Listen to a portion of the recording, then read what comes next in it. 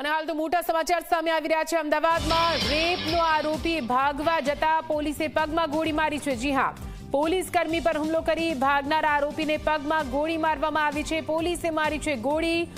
Crime બ્રાન્ચના police constable પર હુમલો કર્યો હતો। રેપના આરોપીએ પોલીસ કોન્સ્ટેબલ પર હુમલો કર્યો હતો અને ભાગવા જતો હતો। તે દરમિયાન ક્રાઇમ બ્રાન્ચના પોલીસે હાલ તો આ આરોપીને પગમાં ગોળી મારી દીધી। આપને જણાવી દે, દુષ્કર્મનો આરોપી હતો જે જેલમાં સજા ભોગવી રહ્યો હતો। વધુ માહિતી સાથે સંવાદદાતા ઉદય જોડાઈ ગયા છે ફોન લાઈન પર। ઉદય, એક આરોપી ભાગી રહ્યો હતો જેને પગમાં ગોળી પોલીસ કર્મીએ મારી। શું રહ્યો સમગ્ર મામલો? નિધિ, અમદાવાદ ક્રાઇમ બ્રાન્ચમાં આયન ઘાસુરા કરીને પોલીસ ઇન્સ્પેક્ટર છે। આયન ઘાસુરા પોલીસ ઇન્સ્પેક્ટરની ટીમને જે માહિતી મળી હતી કે મયુદ્દીન નામનો જે આરોપી જે છે બળાત્કારના કેસની અંદર સંડોવાયેલો છે, જેની ધરપકડ કરવામાં આખી ટીમ જે છે ત્યાં પહોંચી હતી। ટીમ પહોંચી એ દરમિયાન જ તે આ ભરત રાઠોડ જે છે અમદાવાદ ક્રાઇમ બ્રાન્ચમાં કોન્સ્ટેબલ છે, જે પકડવા જતા આ આરોપી જે છે મયુદ્દીન, એના દ્વારા ભરત રાઠોડ ઉપર હુમલો કરવામાં આવ્યો હતો અને હુમલો જીવલેણ કરવામાં આવ્યો હતો। ત્યારે તે પોલીસ ઇન્સ્પેક્ટર આયન ઘાસુરા જે છે એમની નજર આ ઘટના પર પડીને તાત્કાલિક રીતે તેને સજગતા વાપરી અને જે મયુદ્દીન આરોપી હતો તેના પગની અંદર જે છે ગોળી મારી અને ગોળી મારતા તે મયુદ્દીન ઇજાગ્રસ્ત થયો છે, જેની અત્યારે સારવાર ચાલી રહી છે। ત્યારે સામાન્ય ઇજાઓ જે છે ભરત રાઠોડ જે પોલીસ કોન્સ્ટેબલ છે અમદાવાદ ક્રાઇમ બ્રાન્ચના, તેને પણ થઈ હતી, તેની પણ અત્યારે સારવાર ચાલી રહી છે। ત્યારે સમગ્ર મામલે અમદાવાદ ક્રાઇમ બ્રાન્ચે એક અલગથી ફરિયાદ નોંધી અને વધુ તપાસ શરૂ કરી છે। નિધિ, એટલે ઉદય, આ સમગ્ર મામલો એન્કાઉન્ટર જેવો થયો, ભાગવા જતો હતો, હુમલો કર્યો હતો એટલા માટે તેના પર ગોળી ચલાવવામાં આવી? જરૂરથી કહી શકાય નિધિ, કારણ કે હાફ એન્કાઉન્ટર આપણે કહી શકશું, કારણ કે જે પ્રમાણે છેલ્લા ઘણા સમયથી ગુનેગારો બેફામ થયા હતા અને આ બેફામ ગુનેગારોને પોલીસ શું છે એનું ભાન કરાવવા માટેથી, કાયદો શું છે એનું ભાન કરાવવા માટેથી ક્યાંક ને ક્યાંક પોલીસ હરકતમાં આવી છે। આ પહેલા પણ રામોલ જે આખો કાંડ થયો હતો, અસામાજિક તત્વો દ્વારા જાહેરમાં જે તોડફોડ કરવામાં આવી હતી, જેનો આરોપી હતો તેણે પણ આ પ્રકારે અમદાવાદ ક્રાઇમની ટીમની રિવોલ્વર છીનવવાનો પ્રયત્ન કર્યો હતો, તેની પર પણ ફાયરિંગ કરવામાં આવ્યું હતું। તો ક્યાંક ને ક્યાંક કાયદાનું ભાન કરાવવા માટે જે છે આ પ્રકારની કાર્યવાહી જે છે પોલીસને કરવાની રહેતી હોય છે અને આ હાફ એન્કાઉન્ટર જે છે ચોક્કસથી કહી શકાય। બિલકુલથી આ જે આરોપી હતો રેપના આરોપસર જેલમાં સજા ગાળી રહ્યો હતો, ક્યારનો તે જેલમાં હતો, શું કઈ વિગતો મળી રહી છે ઉદય? આરોપી જે છે નિધિ એ ફરાર હતો અને જેની પર બળાત્કારની ફરિયાદ નોંધાયેલી હતી સહિત અન્ય પણ ગુનાઓ એના વિરુદ્ધમાં નોંધાયેલા છે અને પોલીસ ઉપર હુમલો કરવાની ટેવવાળો હતો, જેનું લોકેશન અને જેની માહિતી કે બાતમી જે છે અમદાવાદ ક્રાઇમની ટીમ આયન ઘાસુરા જે છે એની ટીમને મળી હતી, જેના માટે તેને ધરપકડ કરવા માટે ગયા હતા। એ સમય દરમિયાન જે છે આ આરોપી દ્વારા જે છે પોલીસની પકડથી બચવા માટેથી, પોલીસથી ભાગી છૂટવા માટેથી પોલીસ કોન્સ્ટેબલ ઉપર જીવલેણ હુમલો કરવાનો પ્રયત્ન કર્યો હતો। એ જ સમય દરમિયાન સજગતા વાપરી અને પીઆઈ આયન ઘાસુરા જે છે એના દ્વારા પગમાં ગોળી મારી અને સમગ્ર મામલો થાળો પાડી અને સાથે તે આરોપીને પણ ઝડપી પાડ્યો હતો। બિલકુલ ઉદય, આ આરોપી ફરાર હતો, તેમને પકડવા માટે પોલીસ ત્યાં પહોંચી હતી એટલે ફિલ્મી દ્રશ્યો પૂરા સર્જાયા। ત્યાં આગળ જો કે પોલીસે એક મોટો સંદેશ, એક મોટો મેસેજ આપી દીધો છે કે કોઈ પણ આરોપીને છોડવામાં નહીં આવે।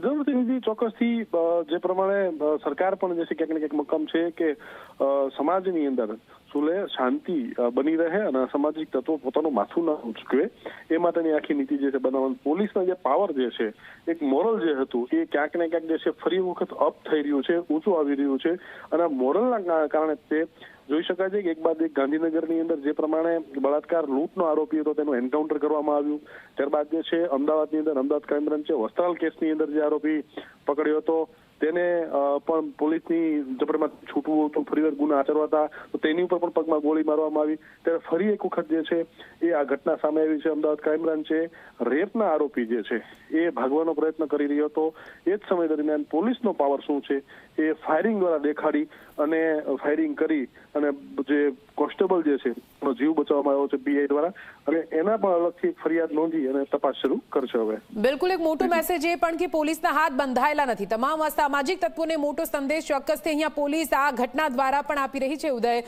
જ્યારે પોલીસ પર હુમલો કરવામાં આવ્યો, શું આરોપી જોડે કોઈ હથિયાર કે એવું કંઈ હતું તેનાથી હુમલો કર્યો? ત્યાંની એક આ પ્રકારનો પૂરો ઘટનાક્રમ રહ્યો? જરૂરથી જે પ્રમાણે આરોપીનું લોકેશન મળ્યું, લોકેશન મળતા તે તાત્કાલિક આ ટીમ અહીંયાથી રવાના થઈ હતી અને આ આરોપી પાસે હથિયાર શું કબજે કરવામાં આવ્યું છે હજી સુધી માહિતી ગુપ્ત રાખવામાં આવી છે, કારણ કે ફરિયાદ નોંધવાની પ્રક્રિયા ચાલે છે, એક ડિસ્કવરી પંચનામું કરવાનું હોય છે, જેના માટેથી કોર્ટ કાર્યવાહીમાં ક્યાંક ને ક્યાંક જે છે એ અડચણ ન આવે માટેની પ્રક્રિયા હોય છે। તો થોડા સમયની અંદર અમદાવાદ ક્રાઇમ બ્રાન્ચ સમગ્ર મામલે જે છે ખુલાસો કરશે કે આખરે હથિયાર શું હતું, શેના વડે હુમલો કરવામાં આવ્યો, શું કામ ભાગવું હતું અને આખો બનાવ કઈ રીતે બનવા પામ્યો સમગ્ર મામલે જે છે અમદાવાદ ક્રાઇમ બ્રાન્ચ ટૂંક સમયમાં ખુલાસો કરશે। બિલકુલ તે ઉદય નજર રાખજો, ફરીથી આપની પાસે આવીશું, અત્યાર માટે આભાર। તો આપ જુઓ, આરોપીને પગમાં ગોળી વાગી છે અને હાલ તો તે સારવાર હેઠળ છે, પણ સૌથી મોટો સંદેશ અહીંયા પોલીસ દ્વારા એ આપવાનો પ્રયત્ન કરવામાં આવી રહ્યો છે કે જુઓ, ગુનો કર્યો છે તો છોડવામાં નહીં આવે, અને જો હુમલો કરો છો અથવા કોઈ પણ એવું કોઈ ષડયંત્ર તમે કરો છો તો તમને છોડવામાં નહીં આવે। પોલીસના હાથ બંધાયેલા નથી, પોલીસ તમામ કાર્યવાહી કરશે, જરૂરી કાર્યવાહી કરશે। આપને જણાવી દઈએ, આ પહેલા પણ આ પ્રકારે એક મોટું ઉદાહરણ આપ્યું હતું પોલીસે, અને ફરી એકવાર જ્યારે રેપનો આરોપી, બાતમી મળી હતી કે રેપનો આરોપી ફરાર છે, તે અહીંયાથી મળી આવશે અને તેના આધારે દરોડા પાડવામાં આવ્યા। આરોપી ત્યાં હતો અને આરોપીએ તુરંત જ પોલીસ પર હુમલો કરી દીધો હતો। જો કે પોલીસે સ્વ બચાવમાં જ્યારે આરોપી ભાગતો હતો ત્યારે તેના પગમાં ગોળી મારી દીધી અને તેને ઝડપી લીધો છે। સાથે આરોપી વિરુદ્ધ વધુ એક ફરિયાદ નોંધાવી દીધી છે। આરોપીને હાલ તો સારવાર આપવામાં આવી રહી છે અને આરોપીની તબિયત પણ સ્વસ્થ હોવાનું સામે આવ્યું છે, પણ પોલીસ કર્મી પર હુમલો કરતાની સાથે ભાગવાનો પ્રયાસ આરોપીએ કર્યો હતો અને તેને પગમાં ગોળી મારી દીધી હતી અને તેને ઝડપી પાડવામાં આવ્યો છે। આપને જણાવી દઈએ, દુષ્કર્મનો આરોપી હતો જે ઘણા સમયથી ફરાર ફરી રહ્યો હતો અને ફરાર હોવાના કારણે તેની શોધમાં હતી પોલીસને બાતમી મળતાની સાથે ક્રાઇમ બ્રાન્ચે છટકું ગોઠવ્યું હતું તેને ઝડપી પાડવા માટે। જો કે આરોપીને જાણ થતાની સાથે આરોપી હાલ તો આરોપીને સારવાર આપવામાં આવી રહી છે, પણ તમે જુઓ, જે હુમલામાં પોલીસ કર્મી ઇજાગ્રસ્ત થયા છે તેની તસવીર તમે ટીવી સ્ક્રીન પર જોઈ રહ્યા છો। બહાદુર આ જવાન, આ પોલીસ જેણે સ્વ બચાવમાં આરોપીને પગમાં ગોળી મારી છે, હાલ તેઓ પણ સારવાર હેઠળ છે, તેને સારવાર આપવામાં આવી રહી છે। સાથે આરોપીને ઝડપી પાડવામાં આવ્યો છે, પણ એક મોટો સંદેશ ચોક્કસથી તમામ સામાજિક તત્વો તેમજ ભાગતા ફરતા તમામ આરોપીઓ માટે કે પોલીસના હાથ બંધાયેલા નથી, જરૂર પડશે તો પોલીસ ફાયરિંગ પણ કરી દેશે, એન્કાઉન્ટર પણ કરી દેશે। આ પહેલા પણ આપે જોયું હતું કેવી રીતે રેપ અને હત્યાના આરોપીનું એન્કાઉન્ટર પણ કરી દેવામાં આવ્યું હતું।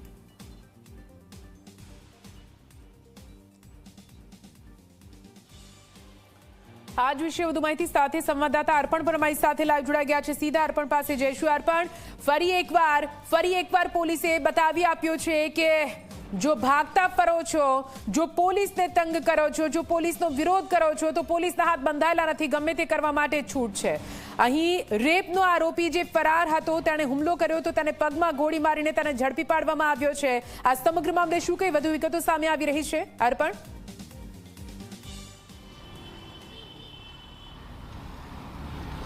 નિધિ, જે પ્રાથમિક માહિતી મળી રહી છે તે મુજબ ગત 26 નવેમ્બરની ઘટના છે કે જ્યાં દાણીલીમડા વિસ્તારમાં એક પરિણીત જે યુવતી હતી કે જે માનસિક અસ્થિર હતી, તેની સાથે દુષ્કર્મ આ મોઇનુદ્દીન બાદશાહ નામના તેના જ સમાજના વ્યક્તિ દ્વારા કરવામાં આવ્યું હતું, જે બાદ આ ઘટનાને અંજામ આપી તે ફરાર થઈ ગયો હતો। 30 જેટલા કરતાં પણ વધુ સીસીટીવી શોધ્યા બાદ પોલીસે 4 દિવસના અંતે તે આરોપીની ધરપકડ કરી હતી। હાલ જે ઘટના બની છે અને માહિતી મળી રહી છે તે મુજબ ક્રાઇમ બ્રાન્ચ જે કોન્સ્ટેબલ તેને તપાસમાં લઈને જતા હતા તે દરમિયાન તેને ક્રાઇમ બ્રાન્ચના કોન્સ્ટેબલ પર હુમલો કરવાનો પ્રયત્ન કર્યો હતો, ભાગી જવાનો પ્રયત્ન કર્યો હતો અને આ જે થોડી ઘણી ઝપાઝપી થઈ તે દરમિયાન ક્રાઇમ બ્રાન્ચના જે પીઆઈ હતા તેમને પોતાના સર્વિસ વેપનમાંથી આરોપીના પગમાં ગોળી મારી છે, જેને પગમાં ગંભીર ઈજા પહોંચી છે, એટલે હાલ તેને સારવાર માટે દાખલ કરવામાં આવ્યો છે। એટલે કહી શકાય કે ગુજરાત પોલીસે ફરી એકવાર આ પ્રકારેનો એક મોટો જે તાત્કાલિક સ્થળ પર ઘટના બની તેના આધારે જે નિર્ણય કરવો પડતો હોય છે અધિકારીને, તે નિર્ણય કર્યો છે। ભૂતકાળમાં આપણે જોયું છું કે અડાલજમાં જ્યારે આ જ પ્રમાણે જે રેપનો આરોપી હતો તેનું એન્કાઉન્ટર સુદ્ધા પણ થઈ ચૂક્યું હતું। એટલે દેખીતી રીતે ગુજરાત પોલીસનો આ સીધો અને સ્પષ્ટ સંદેશ છે કે આવી રીતે તમે એક તો ગુનો આચરો છો અને પોલીસ પર હુમલો કરવાનો પ્રયત્ન કરો તો પોલીસ પણ કાયદામાં રહી તેમને જે એક્શન લેવાના હોય છે તે લેતી જ રહેશે। નિધિ, બિલકુલ અર્પણ, પૂરી માહિતી માટે આભાર। તો આપ જુઓ કેવી રીતે ઇજાગ્રસ્ત પોલીસ કર્મીને હાલ તો સારવાર આપવામાં આવી રહી છે, પરંતુ આરોપી જેને પગમાં ગોળી વાગી છે તે પણ સારવાર હેઠળ છે અને એક રીતે આરોપી ભાગવા જતો હતો તે દરમિયાન તેણે પોલીસ પર હુમલો કર્યો હતો અને રેપના આરોપીને ભાગવા જતા પોલીસે પગમાં ગોળી મારી દીધી।